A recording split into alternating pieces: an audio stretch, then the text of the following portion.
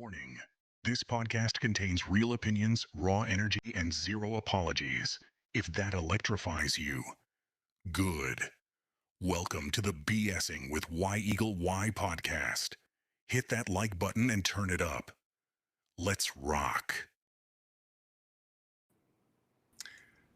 From the stage to the tap, Foundry's American Pale Ale delivers bold flavor, a crisp finish, and true independent spirit.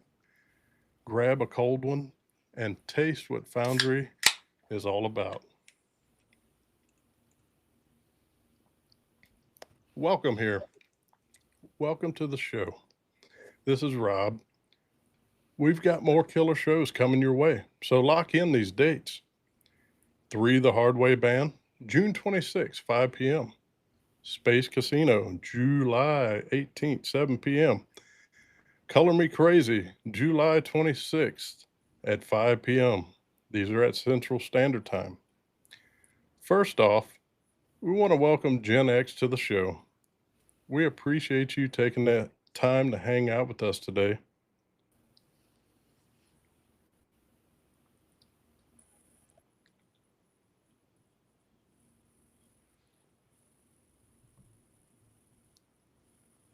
JenX.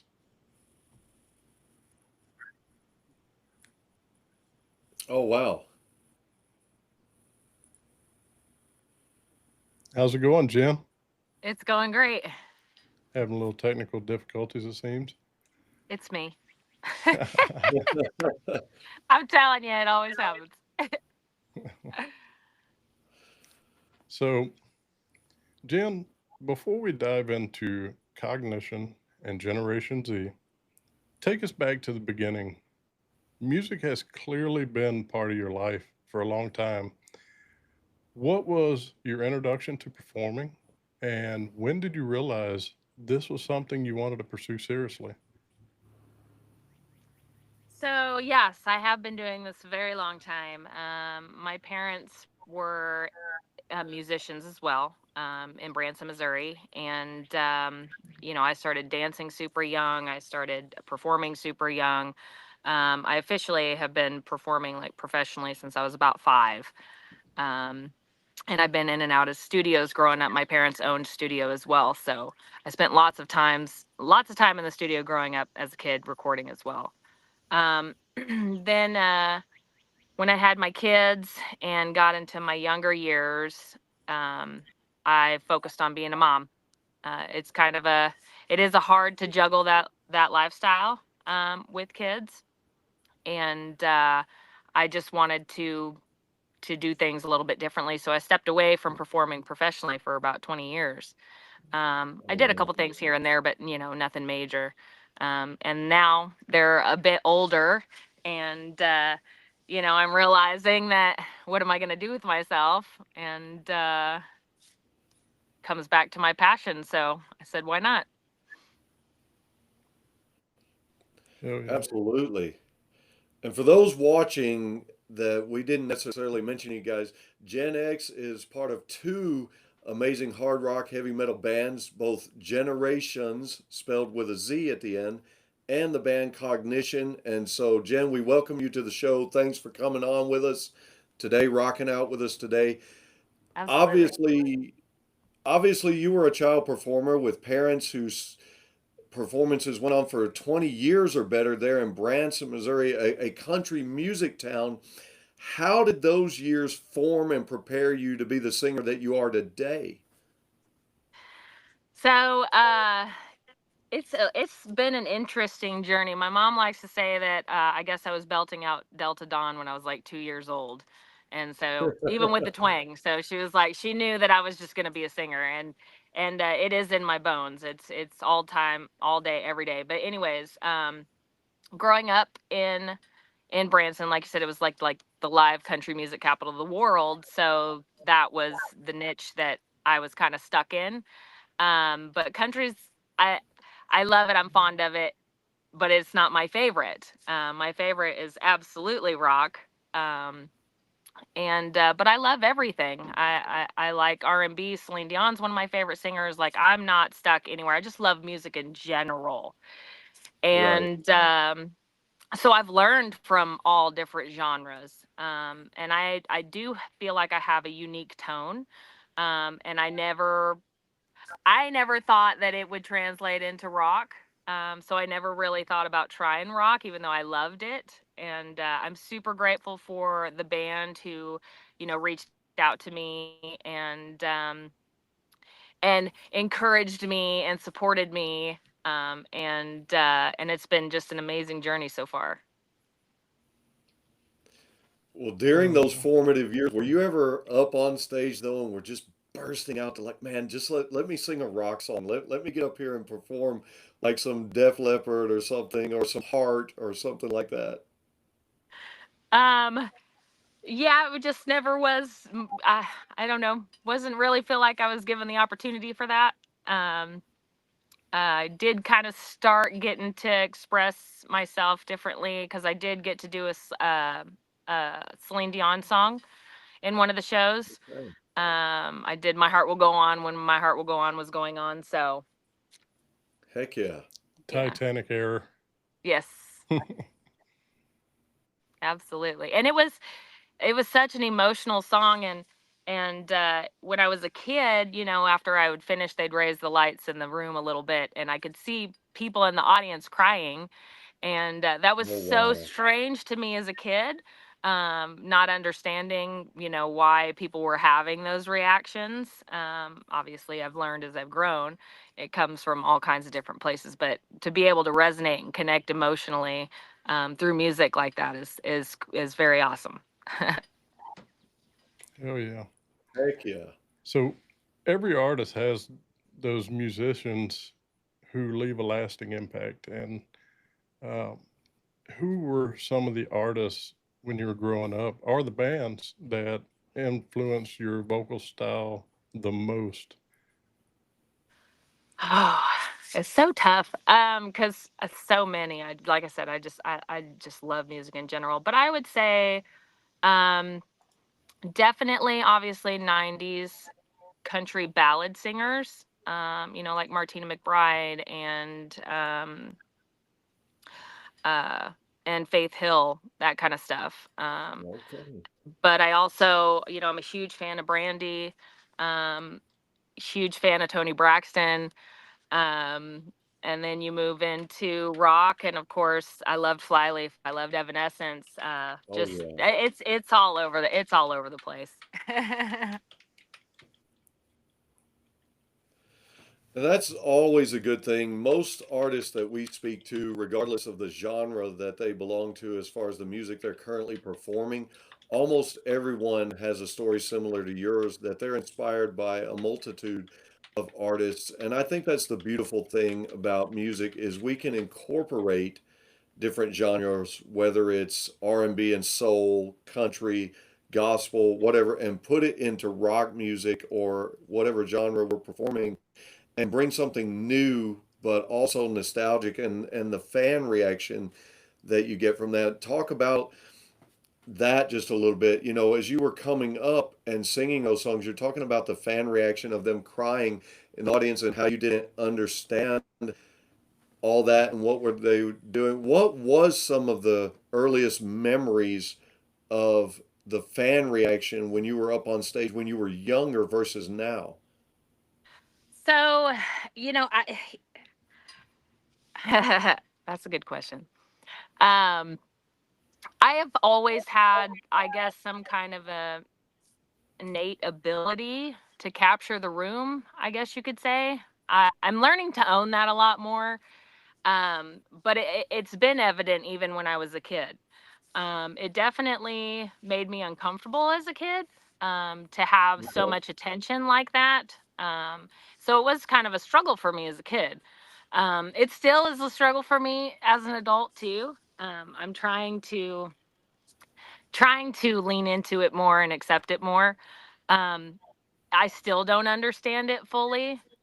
I understand it when I get that way towards other Right. artists, but it's for it to be happening to me, I still don't fully understand that. It's a love-hate relationship sometimes with your vocals. I've learned that seems to be another thing as well that other artists deal with too. But you know, I'm just embracing it. Heck yeah.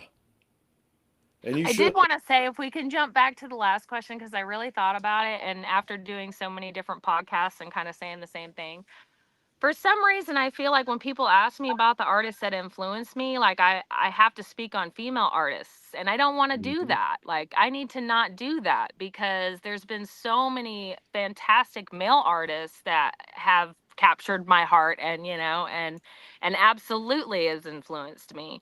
So, when Right. we talk about that, Offspring is absolutely one of my favorites. They've always been my favorite. I got to see them last summer, and it was so Heck yeah. epic. Um, you know, I love Styx. I love Phil Collins. Like, yeah, there's some just Oh amazing man, male yeah. artists too that deserve to be named. So, sorry. Oh yeah. No, you Well, good. I think we've seen a rise in the female-led rock bands that we've not seen in previous decades or generations. A lot of it started in the 90s, and there's some wonderful bands that we all admire, like Evanescence, Hailstorm, you mentioned Flyleaf, you could think of Paramore, several that have influenced, and now there seems to be a rise. But what I see also now more than ever, and of course, I'm wearing a shirt of one of our female-led bands that we sponsor through Static Shift Radio, it seems your male counterparts are a lot more into embracing the female artists now versus like when Joan Jett and Lita Ford were starting out and some of our earlier rock artists. It seems they really struggle with the males in the industry and their musical counterparts at accepting them as actual musicians who are good at their craft and perfecting their craft. Do you see what I'm seeing now, that there seems to be an embrace and an acknowledgement of your place in the musical industry that wasn't there, say, 15 or 20 years ago? Well, since I wasn't really in the underground all this time, I can't really say what it used to be like. I have an idea. And yes, and my experience has definitely been totally different than that. And that kind of goes back to what we were talking about backstage, where I think overall there's a massive shift in the consciousness of humanity, and we're getting back to a more creative, a more supportive, and more, we're healing. Let's do it. Yeah. Hell yeah. Yes, sir. Leave the podcast.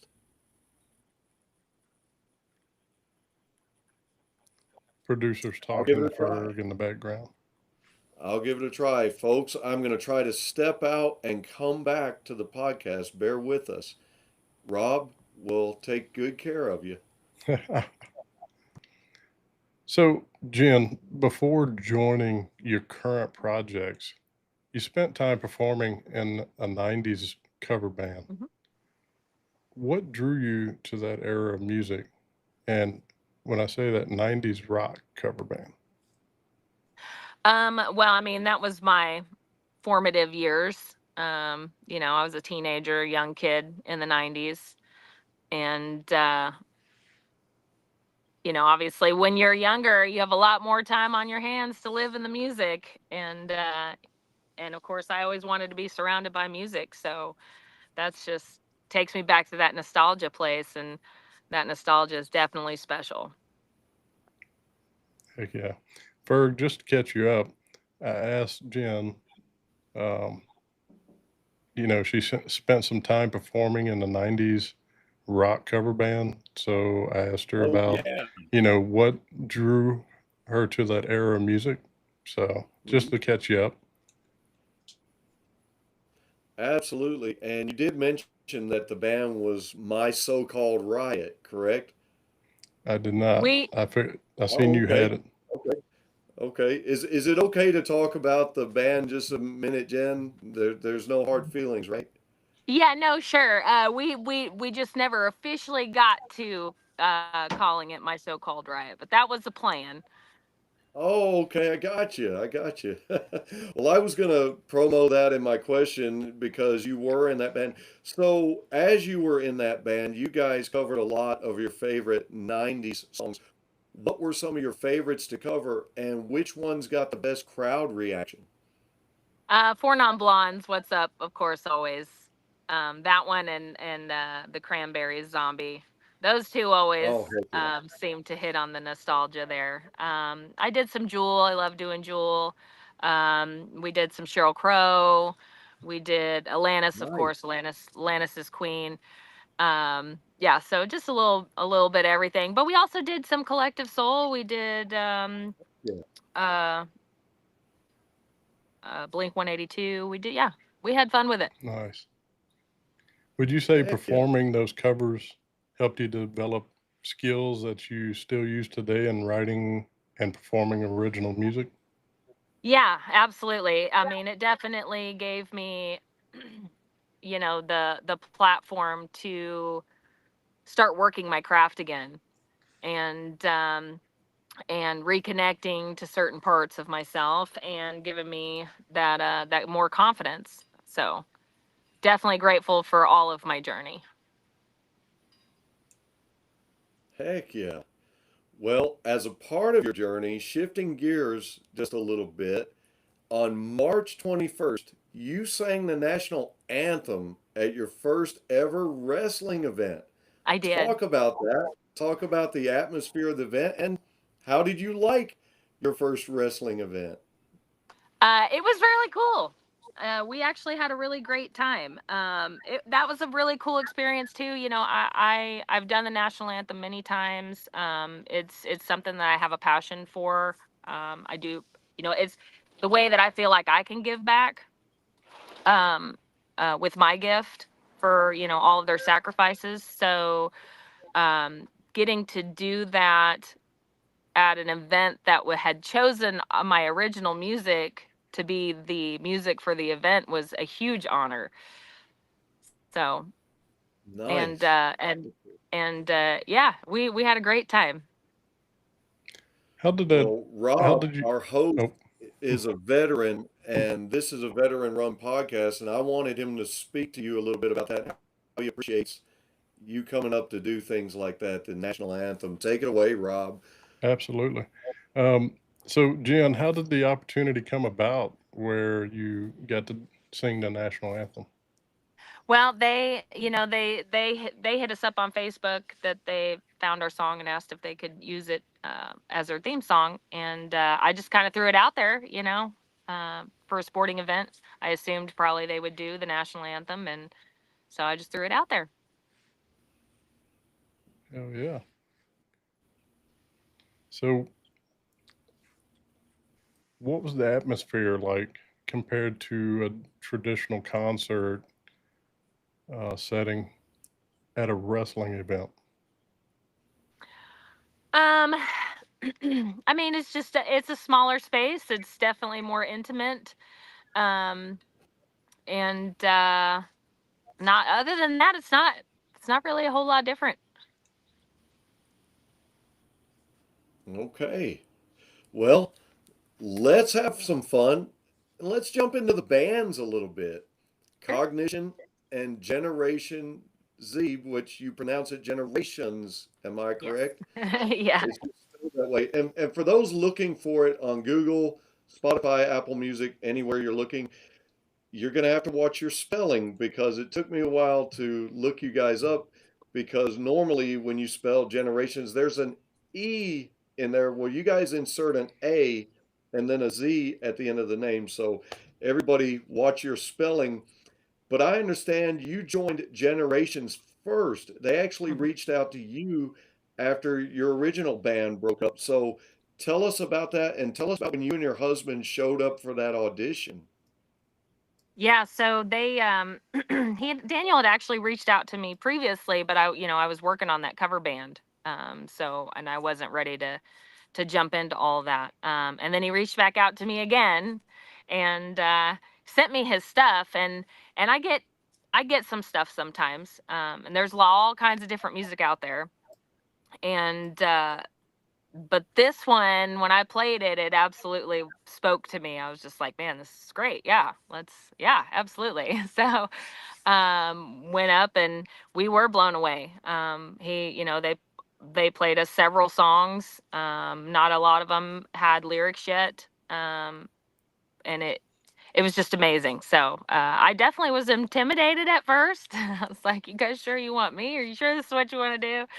We sure it's going to translate, And but yeah, like I said, they've been amazing. They've been supportive. We mesh really well. And yeah, we're all on the same page. It is like a band family, and that is so extremely important too. It really does contribute to just everything being successful. You said so. You said you fell in the group perfectly. Yeah. Coming from a different musical background, did you have any concerns about fitting into the heavier rock or a metal environment when you first No. showed up? No, because like I said, that's definitely the core of my being. So I'm at home there, but as far as like musically with my tone, absolutely. Because I don't have a tone that allows me to be heavy and aggressive. I just don't, even if I want to, you know. I have tried to learn how to, fry scream, but it doesn't work well. Well, the Southern accent does come through a little bit, and some of the country roots comes through, but we've had very many successful rock bands that have had singers with that, and so don't let that hold you back at all. Keep belting it out. Just give it all you got. Yeah, no, I like I have owned it now, and I like to think that maybe it might bring other people from different genres more into a rock space. That's definitely one of the things I would like to see happen. That's one of my goals. And that's a great goal because you've seen quite a bit of a shift from other music genres move more into the country music space, but you haven't seen such a shift coming into the rock space from those other genres. So I think that'd be pretty cool. And I think we can cross genres sometimes and still keep a fair amount of fan base, don't you think? Yeah, absolutely. We actually went and saw Hardy a couple weeks ago, Oh, and it nice. was an amazing show. Oh yeah. Nice. So He's not got For me, some hard oh rock songs. yeah, so I love how he goes like straight country, and then he'll drop a really heavy riff in there. And there's some of his songs I'm like, I need more of the heavy riff. Like you didn't put it in there, because it would, yeah, because he does a great job. yeah. Well, not long after joining Generation Z, you became involved with Cognition as well. What did how did that opportunity come about? And you know, joining a second band was it always part of a plan, or did it just happen naturally? No, it definitely wasn't part of the plan, because it is a lot. But it was 4 of the 5 members were the same. 3 of the 5, yeah. 3 of the 5 members were the same in both bands. And so when I joined, then it would be 4 of the 5 originally were the same members. So Daniel had just kind of wanted me to hear what they were doing in Cognition, and I thought it was great too. So I was like, "Well, what do you think about why don't I just do both?" And so we did. And at first, I was definitely like, "It's gonna be the same band. It's the same singer. It's the same tone. It's gonna wind up being the same band." But surprisingly, it's really not. And I Now, as I resonate understand it, totally different to each of them. heck yeah. And as I understand it, the band members in both of the bands that are involved with both bands, they change instruments in each of the bands. Am I correct? Yeah. So Daniel is the drummer for Generations and the guitar player for Cognition. And Michael is the guitar player for Generations, but Cognition, but the bass player for Generations. Boy, that's a lot to keep up with, isn't it? But it's so cool to watch them switch to a different instrument and play it differently. hmm For fans who may not know, how would you explain the difference between Generation Z and Cognition? So Cognition definitely leans more into the hard rock side, and that one I think also carries a heavier country undertone. Um, and for me, I resonates to my past, my roots kind of thing. hmm And generations, we're kind of all over the place. We've got a couple new metal songs with some rap verses coming on the album. But overall, I think we've determined that we settled into alt metal. And it for me, it's more ballady, metal, heavier than Cognition. And that one leans more towards where I am now, and more of my creative side, if that makes sense. Well, I can definitely tell there's a different vocal style that you employ depending on which band that you're in. And so, do you have to be mindful of that quite a bit? No. Oh, No, okay. I just that It just I kind again of happened. I'm really trying to sink into to me and my authenticity, and so I just what feels natural, what I resonate most with is just where I go with it. Because I learned that because we're writing a new song right now, and I've kind of been struggling with it, which I sit down to write songs and I'm like, this is going to be a disaster, and then it slowly comes together. But it is stressful sometimes, because I don't hear it, but then I start to hear it, and then eventually once it settles in, like that's all I can hear. It's the only thing that makes sense at this point. Heck yeah. Yep. We were talking about your different band members, the different instruments they play. Travis Wickham, your drummer, he's been in multiple rock and metal bands since the mid 90s.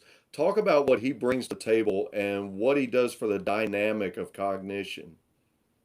So, we we have been blessed with great drummers. Gavin was a great drummer. He his style was more kind of classic rock ish. hmm It's kind of what his roots were. And so when Travis came in, it was definitely a heavier tone, and it did change the heartbeat significantly of the band. And Travis is great. We are so lucky to have him. And I can't wait for us to get in the studio. We're getting in the studio hopefully next month to start on the album because we're finishing Generations first, then moving into Cognition. And Okay. yeah, we got a lot of cog stuff coming, and super excited about it. Heck yeah. So at this time, if you're tuning in today, drop in the chat and let us know where you're tuning in from. We see you. Jen, Nick Chackham, Mhm. now handling bass duties. What has Nick brought, and how has he impacted the band's chemistry both on and off the stage? So Nick is brand new. He's been with the band. I think he'll be his third practice with us. But I actually did start an original project briefly a couple years back. We I think we had got about 6 months in, and then things just didn't work out. But Nick was the bass player in that band, and Okay. so I was excited that we got to add him as well because he's a great bass player too. The universe just continues to bless me and us. And with all these things, sometimes lightning has to strike just perfect. And so it seems things are going that way so far. And it's great to have great members, great people that gel with one another, and also inspire one another. Would you say that you all in the two different bands? I know writing processes are different, but would you say you guys really inspire one another and elevate one another, especially during that studio time that you guys love so much? Absolutely, 100%. One of the things I love about this band so much is that there's no, I hate to say it, but there's no egos. Like, we're there to have a good time, and we love the music, and we care about each other, um, and we allow everybody to have their creative space to bring their best foot forward. Um, and and it works. And everybody's super supportive and encouraging, and yeah, it's just been amazing. And the studio, it's funny that you say that. Like, we are, well, I think we have a great vibe. We have a great time. We are very loud. We are very, uh, we have a lot of personality in our band. And that's one of the thing our engineer kind of jokes about, because we try real hard, but we get real loud Heck yeah. sometimes in the studio, having too much fun, you know? Heck yeah. Well, you should be, and rock and roll is meant to be played loud anyway. Absolutely. So, getting into the music, The Washed, one of the songs that really caught my attention. What inspired the story behind that song, and how has the audience responded to its message? So Daniel wrote that song as a tribute to his cousin who passed from fentanyl. Um, I have lost several people in my life to fentanyl as well, and so that's why I resonated with it. The whole concept behind it is, kind of a war anthem against this epidemic that we are facing, and Hmm. I feel like it's just reached a point where, like I keep saying, everybody is affected by it at this point. It might not be a close family member, but you know somebody who has, Right. been a victim to this, and I feel they're actively out there trying to kill people, and that's why I'm going back to. There seems to be a movement and a shift towards healing, which I'm really grateful for. It's definitely what we need, and it's what they need. Absolutely. And so when you sing the lyrics, let's start the healing today, we can wash it away. Those are very personal to you when you're up on stage singing those lyrics, right? Absolutely. I actually got a little teared up in practice this last week, because we are once we finish all this, we're gonna move into doing a music video. We're gonna get the community involved, and we're gonna pay tribute to some victims and put them in our music video. And I lost. Whew, here we go. Sorry. That's I lost okay. a close That's friend of okay. mine when I was a kid, and I really want to put his photo in there, and I'm going to have that conversation with his family. And it's not an easy one to have. And, but thinking about all of that and the immense love that I have still for him, uh, glad to be doing it. And I think that'll be a great tribute and a great way to put forth your message with the song having those personal photos in the video. There have been other successful videos through the years that have used images, real life images, and it has an impact.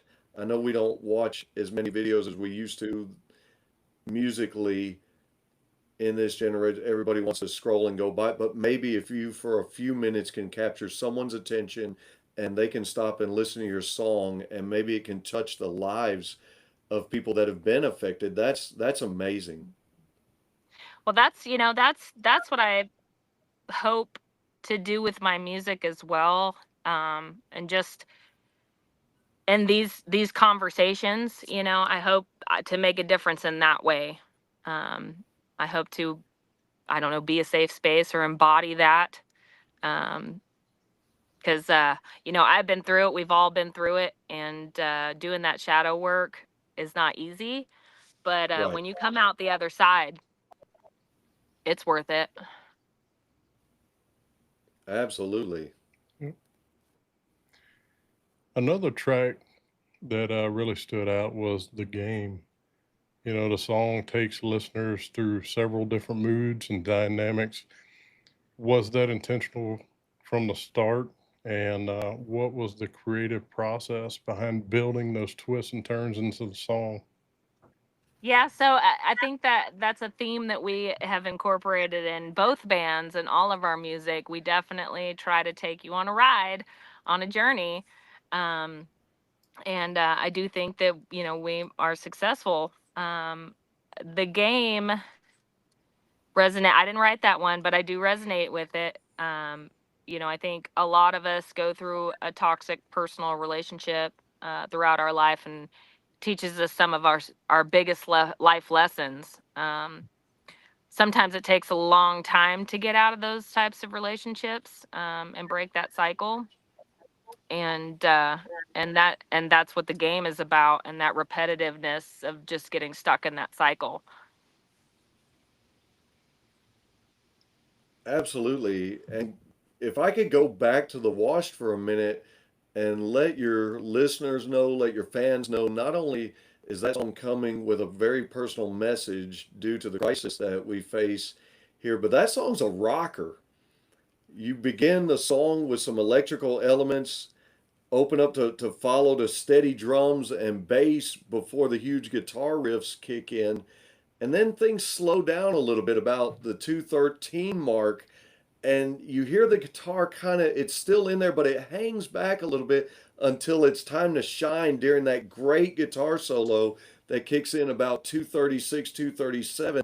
And at that point, you guys really got a rocker on your hands. And so I guess I wanted to mention all that musically for your music lovers and those that have an ear for that, let you know that yes, this song comes with a message, but we're going to rock you too. Yeah, I love that. That's awesome. I appreciate that. Yeah, I mean, all of that's intentional. That moment there, um, where you're talking about, it kind of slows down. It definitely kind of, swoops you in, sinks you in, and you get to ride that wave for a little bit, and then wakes you back up. Right. Heck yeah. And I love that element. I love that element of it. And so Rob mentioned the game. When it begins, for those that don't know or haven't listened to the song, I want you to go and listen to the song. Jen wants you to go listen to the song. Rob wants you to go listen to the song on all streaming platforms, correct? Yeah. But when it begins, the melody cadence of the lyric, to me, they were ever so slightly reminiscent of the song Addicted by Saving Abel. But then at the 43-second mark, we shift gears drastically into something else. And I think it's kind of genius the way that you guys constructed that, because when you come to the beginning of the song and then there's that change, it's kind of like, whoa, I didn't see that coming. And you don't see it coming. You get taken on a ride for that song too, with all the changes musically, and you're like, whoa, this is something here. You guys have really constructed something with that one. Yeah, that's Daniel's genius, and I love that. I love that you had to say all that. That's awesome. He'll love that too, of course. But yeah, you're talking about where it goes into the chorus and it drops into that swing. Right. Yeah, everybody has that same reaction. It's that, not only is the fan reaction really cool for me, but the fan reaction is really cool for the band as well. And they definitely take notice. We get questions all the time, like, what? They're just, yeah, everybody's reactions are cool because they're just like, what the hell is happening? Right. But it's kind of genius the way it happens, because a lot of changes in tone and in cadence and changes in the speed of songs will happen later in the song. Maybe a lot of times after the 2.5 minute mark, going into the end of most songs, which are 4, 5 at the best. You guys do it right from the start and then take us to this other place. So that's where, as a fan, and we're fans, you're like, whoa, I didn't see that coming, man. It's fun. It is fun, and it's fun. It's fun live. Yeah, we have a good time. And you should. Jen, there's a line that really jumps out at you, and it's benefits of poisoning. What does that phrase represent within the context of the song? And is there a deeper story behind those lyrics? So again, I didn't write this one, so I don't know what Daniel's intent was behind those lyrics. But for me, um, love can be blinding, and it's a double-edged sword. So that's what the benefits of poisoning resonate with me.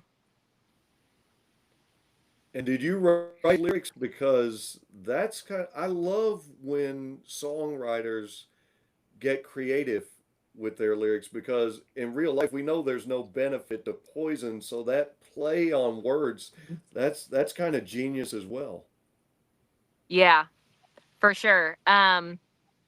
I am again new to this, and for a long time I actually tried to songwrite and I just could never get anywhere. And I think that it's because I don't play an instrument, and I wish I could. I've tried, it just doesn't work. But it's been a totally different experience having a band behind me, supporting me in that way. And it's really helped me connect to a different side of myself. And I have been writing some of the lyrics, and I'm pretty proud of some of them for sure. But Daniel, and the people that he's been surrounded by, so many years that he's been doing this, it's a lot of talent, so much talent. Heck yeah. So, moving into some of the songs with Generation Z, Seance has generated quite a bit of attention. What do you think resonates most with listeners about this song? I'm not sure. I love this song. It's totally different. It was, like I said, our first release, and I was nervous. I was nervous. I had no idea what to expect. I wasn't quite sure how people were going to take to it because I was well aware of how different it is. Um, but the response has been amazing, and I've just been blown away by everybody. Um, and I'm sorry, I got lost. Can you repeat the question again? What do you think resonates most with listeners about this Oh song? yeah, that's right.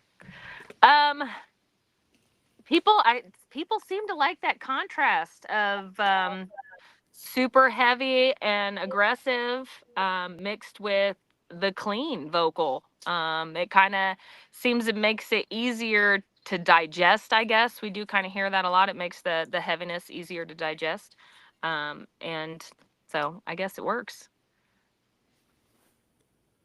Well, I personally like your vocal on that one, and you can tell this is definitely a modern metal song, Jen.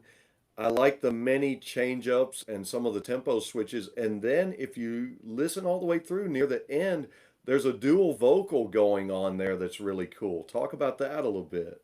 Yeah, that's Daniel. Yeah, I Heck yeah. yeah yeah But I like that. I like that you guys chose to do that element in there. And I think yeah that's something fans will enjoy as well.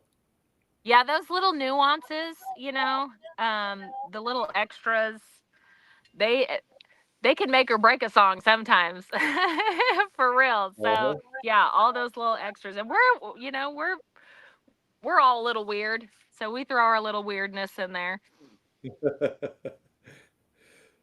Well, speaking of that and speaking of crafting songs, talk about your relationship with Jeff Smith at Studio 21 and how he helps to shape the production of all these great singles we're talking about. Jeff is awesome. um he we have a great time, and we kind of made him the official member of the band. And we actually have given him the space to for our backing tracks for him to throw out what he hears, and so Okay. he's come up with a lot of the backing tracks that we've been using. Heck yeah. He's the fifth Beatle. Yeah. I do love the Beatles too, so Oh, yeah. So, so how has Jeff helped elevate the sound of both bands? he he definitely, like I said, he has added his creativeness to it, which definitely gave us another element to consider. Now with Generations, because of some of the ways he went with the backing track, it really made me think about adding a violin player. That would be different, and that would be cool. And so anybody that knows a violin player that wants to experiment with some metal, send them our way. Absolutely. I think that And would be pretty neat. speaking of experimenting, you hinted earlier that Generations is working on new material and you're planning to bring in some rap elements to some of the songs. Talk about that a little bit. Yeah, so we collaborated with Risk, aka Big Dirty Baby, out of Springfield, Missouri, on "Solve the Silence," and I'm super excited about this track. Can't wait for you guys to hear it. He does a great job. I love his tone. And then we have another song called "Probably Nothing" that we collaborated with a female rap artist out of Branson, Missouri. Her name is Brianna Mahoney, Okay. and I actually met her at karaoke. So, Nice. because she gets up and she does Nicki Minaj and she kills it. And so, yeah, anyways. Heck yeah. So, is there a release or a video tour or major announcement fans should keep an eye out for? Well, so we go in this week to finish the last two songs for Generations. I think our goal is to do a listening party in November when we will release the album. We are only going to drop one more release until we get to the album. So we're still figuring out which one we want to drop. And then, like I said, then we're going to get in the studio with Cognition. But we do have a major show coming up August 7th, August 9th, August 6th. August 6th, this is a Thursday, in Springfield, Missouri, and we're going to open up for Blacktop Mojo. So we're super excited about that. Heck yeah. Yeah. Yeah, that's a great opportunity for you guys. And Absolutely. I noticed that Generations, you guys just released your official EPK. Are you working on one for Cognition? Yes. I actually have it ready, but I need the photos. And since we've had to change the band lineup several times, I'm like, Okay. it's still sitting. But we will get there. So, we talked about music. We talked about, the bands. What I'd like to talk about is, balancing the music and the family. Being involved in two active bands takes a tremendous amount of time and dedication. How important has the support of your family been throughout this journey? Oh, I mean, I couldn't do this without their support, period. And I don't sleep. No, I do sleep, but I'm just constantly go go go go go. I've kind of always been that way. I think some of that comes from being so scheduled as a child. It's just innate to just always be doing something. So I do work real hard on relaxation sometimes. It doesn't always work well, uh, but yeah, I stay super busy because if I'm not working or if I'm not here, it's all family stuff. And then an occasional date night when we can throw it in there, because you absolutely have to maintain a healthy relationship with your spouse. Absolutely.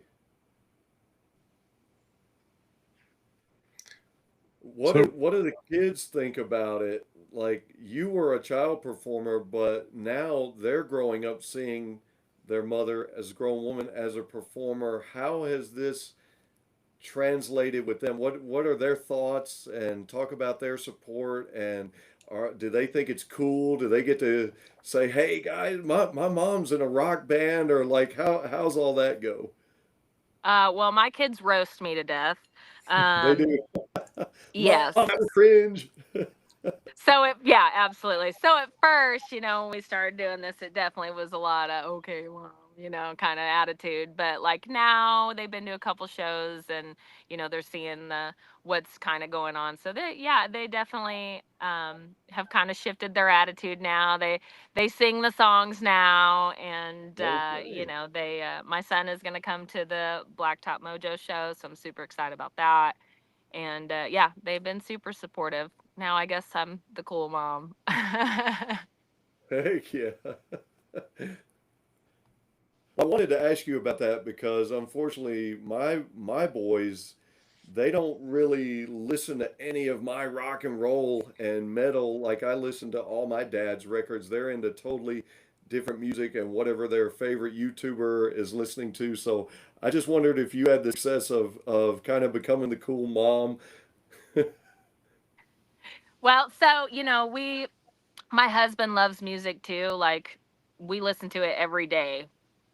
We have to. It's just part of who we are. But so these kids have been just exposed to all kinds of music and lots of it, and all over the board, of course.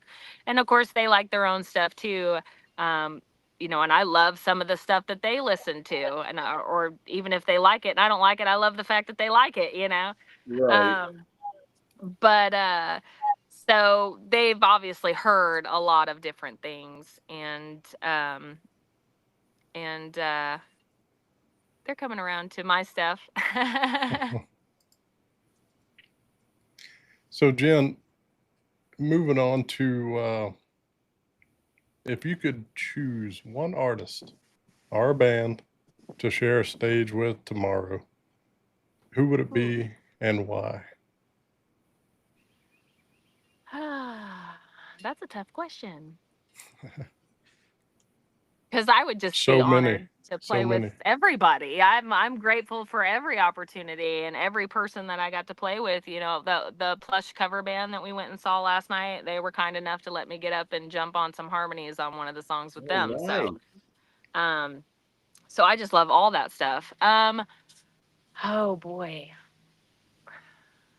I think the moment that I would just like be like, this is not reality, would be if I ever did some kind of something with Celine Dion, to be honest with you. She's my all-time favorite vocalist of all time. Yeah. Heck yeah. And a legendary vocalist at that. Oh man, that's yeah. Man. Not many can hold a candle. That's right. Speaking of venues and who you would like to open for and so forth, being in Springfield, Missouri, being in the Branson area, which is steeped in country music, is it difficult sometimes to find a venue to host and play rock shows? And are you and the bands trying to branch out from that area due to that? Or which you probably want to branch out anyway. You always want to play shows out of your state to get the exposure. But as you're playing local shows, how difficult is it to book venues for a rock show in such a country music steeped environment? Yes, so with Branson, it has been a little bit more difficult, but we do have some couple venues here in town that have like Full Throttle is here now, and they have started doing live music. There's another awesome venue here called Lake Vibes, and they've been really open to bringing in all kinds of different shows. They just had Saving Abel, I think, just played there too. I think it was Heck Saving yeah. Abel. Um, but yeah, we actually have a show coming up with Generations there in October for Bleach It Black's album release party. Nice. I hope they announce that that's happening. Hopefully they will. Now that I've said Yeah. that. You played a radio hosted event in Kansas City back in May. Was that by any chance hosted by Bo Nasty and his productions? It was, yeah. Okay. And it was a great venue, great show. The bands were awesome. It was a great time. Bo's an awesome guy and he really goes Yeah, all out for the artists and bands. And that's why I wanted to ask you that. I've spoken to him and man, he's got such a passion like we do for doing this absolutely. kind of thing. And he's really trying to put you guys out there. And so I just wondered if he hosted that event. He did, and we also did an event for the Metal Manifesto out of Nebraska as well. All right. They're very supportive of indie artists as well. Nice. Heck yeah.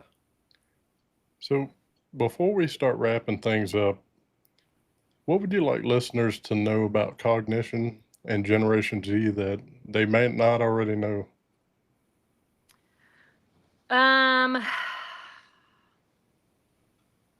That's a tough question. I don't know. We are very grateful for every opportunity. We love to perform. We love the music. We love engaging and getting to meet everybody. We love all the other bands. Like, our journey has been amazing. We're all enjoying it. And if you guys can just have half of the enjoyment that we have, that would be awesome. So hopefully come see a show. Oh, Heck yeah. When did And you take Ferg? on the Gen X moniker? So actually, that was another cover band that I did briefly. We were only able to do one show, but that was when I kind of started doing the '90s stuff. It was with a friend of mine. His name was Ryan, and we named the band Gen X. That was the name of the band. And so when Okay. I left that, when the band, he wound up going back off to service. So that's ultimately why we couldn't continue. But I asked him if I could keep the name because it kind of works perfectly. Heck yeah. So, Jen, tell everyone where they can follow the band, stream the music, and keep up with the upcoming shows. So we are on all the social media platforms. I have a personal Facebook as well. I'm always sharing there on my Instagram, TikTok, and Twitter as well. We're on all the major streaming platforms for our music, so you'll see that there as well. We do have a YouTube page for both, and I'm missing something. I don't remember. But we're kind of everywhere. Heck Oh, yeah, we do y'all have a heard it. website. That's what it was. Generations has a website. And Cognition will too, just we're not there yet. Heck yeah. Ferg, you got anything else before we start to close? I sure do. I want to thank everybody for tuning in today to the BSing with Y-Eagle-Y podcast. Thank you guys for listening to us. We've had Jenna Molds on with us today, aka Gen X from Generations and Cognition. Be sure to support them and support indie artists every chance you get. This is the way we keep the indie scene alive, and so support them. Be sure to go to www.staticshiftradio.com. We play indie artists 24/7 from all around the globe, and you can follow these artists and show your love and support at live and local shows. You can purchase merch, you can buy albums, CDs, you can download and stream, and just show the love like you've shown us today by being here. And we can't thank you guys enough. Rob, thanks for having me on as your co-host. It's always an honor and a privilege to work with you, sir. I love you, man. Heck yeah. Same back to you, Ferg. Gen X, thank you again for hanging with us today. We appreciate the stories, the energy, and the real conversation. Everybody watching, make sure you go stream the music, like Ferg said, support the band, and stay locked in because these guys are continuing to push hard in the rock scene. This has been another episode of BSing with Y-Eagle-Y, and this is Rob. We'll catch you on the next one.